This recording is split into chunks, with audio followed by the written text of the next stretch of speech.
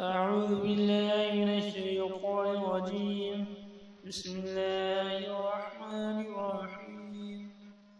بخاری شریف کی 81 حدیث اور کتاب علم کی 10ویں حدیث ہے. قال حدثنا مسدد قال حدثنا يحيى عن شعبة عن قتادة عن أنس قال لا أحدثنكم حديثا لا يحدثكم أحد بعدي سمعت رسول الله صلى الله عليه وسلم يقول من أشراط الساعة أن يقل العلم ويظهر الجهل ويظهر الزنا وتكثر النساء ويقل الرجال حتى يقول 50 امرأة القيم الواحد.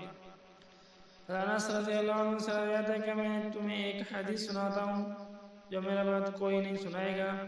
میں نے رسول اللہ صلی اللہ علیہ وسلم کو فرماتے سنا ہے